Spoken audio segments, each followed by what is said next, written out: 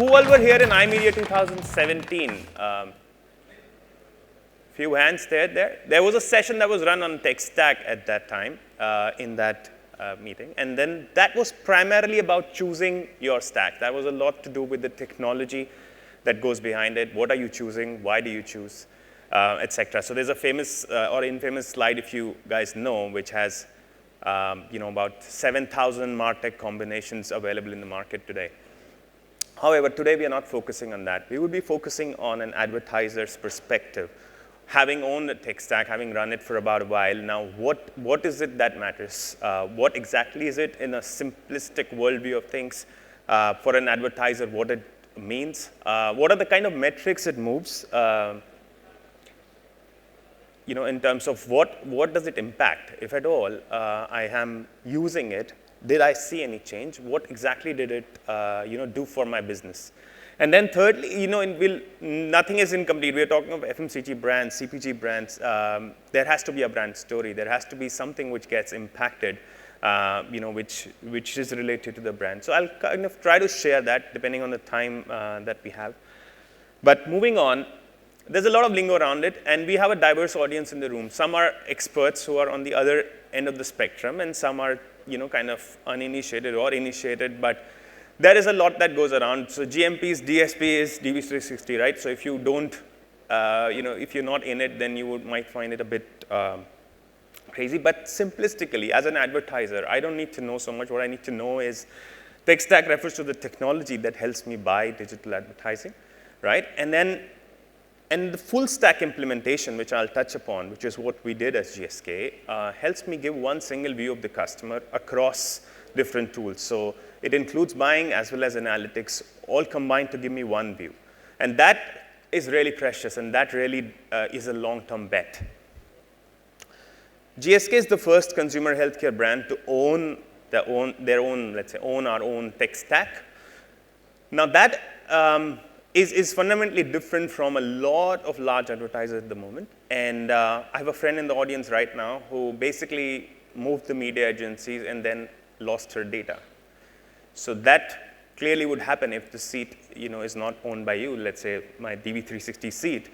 If it's not owned by me, then when I move my media agencies, I move the data or I lose the data. So, however, if you own your own stack, clearly there is a advantage that incurs to you. It is basically like driving your car. So instead of leasing the technology from other agencies, we now own it. So it gives us control of what to do, how much does it cost actually. So there are cost efficiencies built in, and that comes to fore when you start moving and living with it for about some time, for about a year and a half, and then you start seeing how it starts to churn these outcomes for you. Just a bit up on the single view of the customer, or what I was mentioning earlier. So it gives you greater control and gives you more flexibility when you are out there trying to make your media plans and trying to buy media. So of course, this is one suite or one set of tools. There are many out there, so it all depends. But what it really helps us, is having that one view. So search, display video, analytics, collaboration tools, etc. So if all the tools come together, then they create a lot of synergy. So we've started like for using analytics data, you might need some sort of gestation period. But once that is there, it starts giving you, a lot of return. So what does it do effectively for GSK? So it helps us, collect, organize, and use the data. Good audience data, consumer data, which helps us advertise more effectively, more efficiently. I'll share a few numbers of what that means. But broadly speaking, it helps you to organize, it helps you to create, and helps you to activate. We'll just talk one by one. When I say organize audience data, today the most important aspect of going out and marketing in the digital world is reaching out the right audience. And audience and getting that sort of audience data, building it, so that you have the right set or the right cohorts that you're speaking with, it's very important.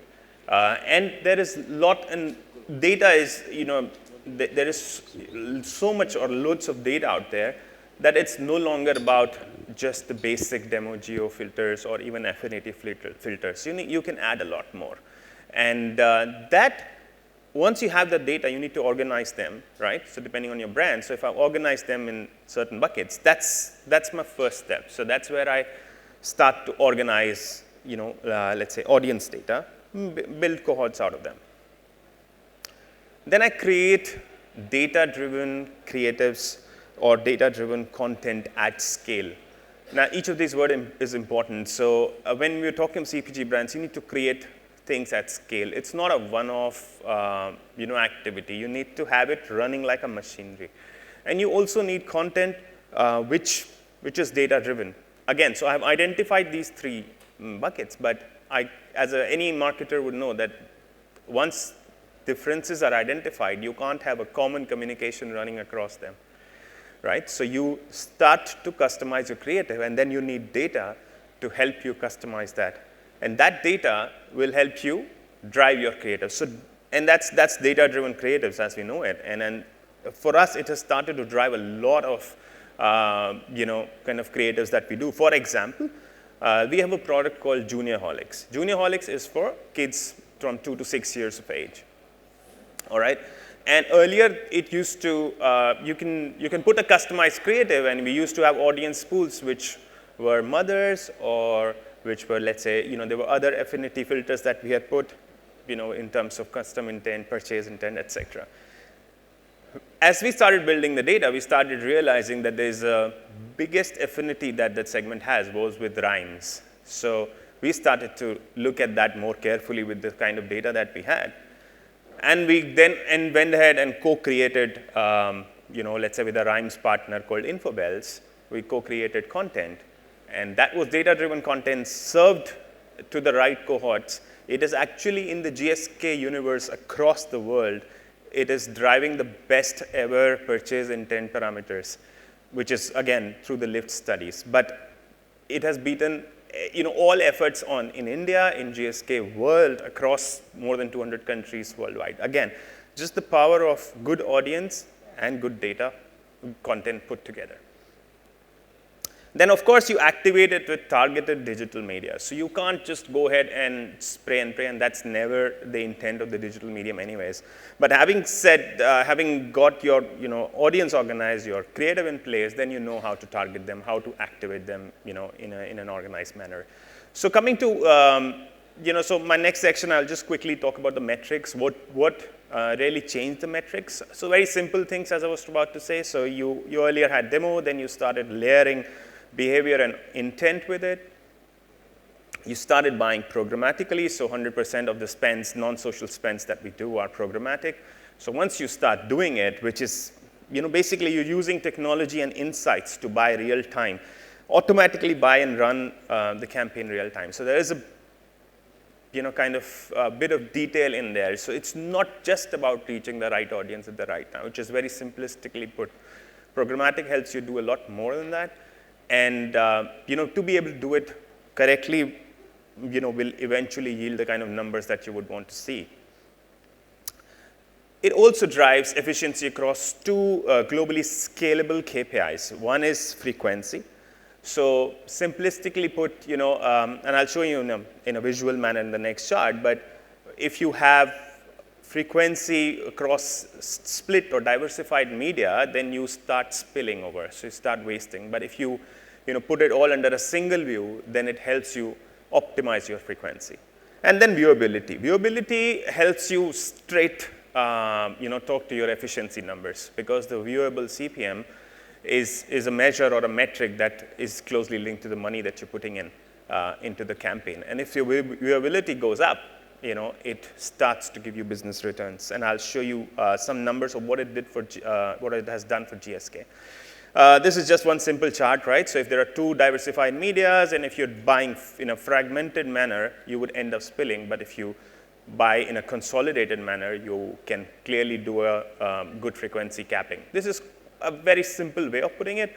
There are, of course, advanced frequency capping mechanisms available, across the market and across these tools that you would deploy. So again, some results, it helps us, as I said very confidently, helps us buy media more effectively, more efficiently.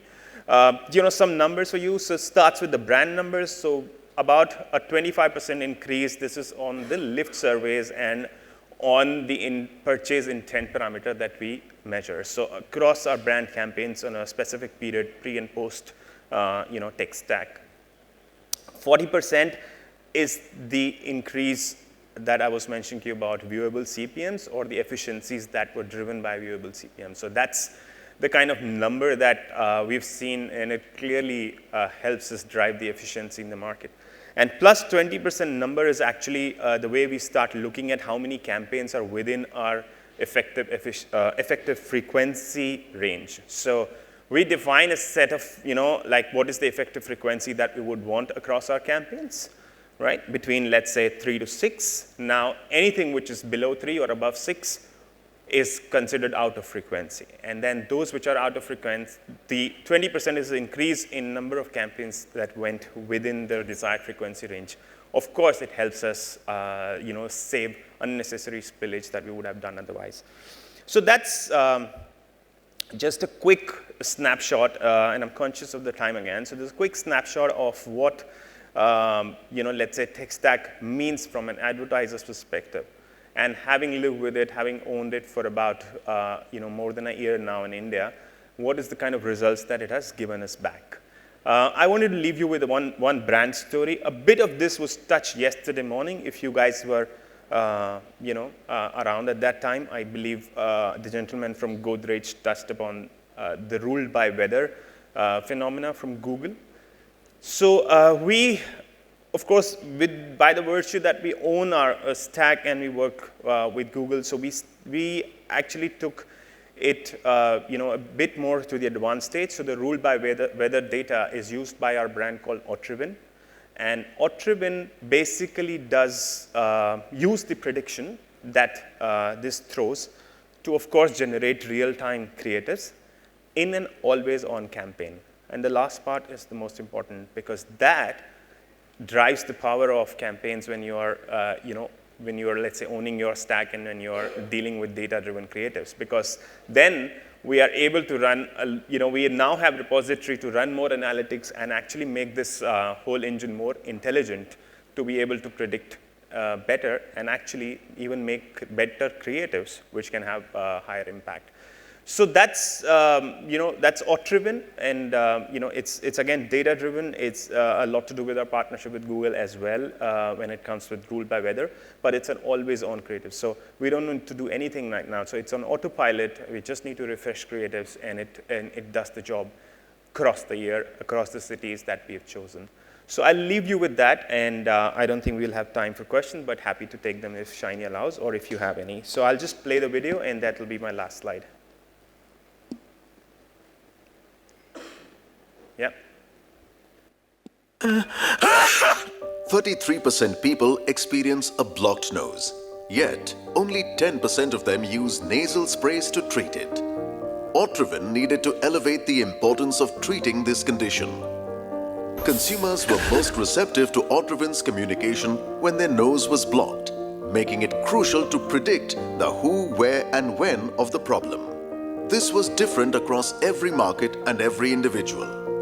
The effects of global warming and pollution made it even more difficult to predict such situations. So, how do you predict the unpredictable? Our answer? The Otriven Cold and Flu Predictor. We analyzed Google search patterns and learned that cold and flu correlated highest with nasal congestion, making cold and flu search spikes our lead indicators. We overlaid information from more than 30 environment and weather variables with cold and flu searches. This helped us determine the most important variables. We structured a predictive model using decision trees that sorted through data and predicted outcomes. Scenarios were created to arrive at circuit breaker values for variables resulting in higher searches. The model used daily variable values to predict search numbers 3 weeks in advance. A high, neutral, and medium score was assigned to each market. Media efforts were targeted on markets with high scores.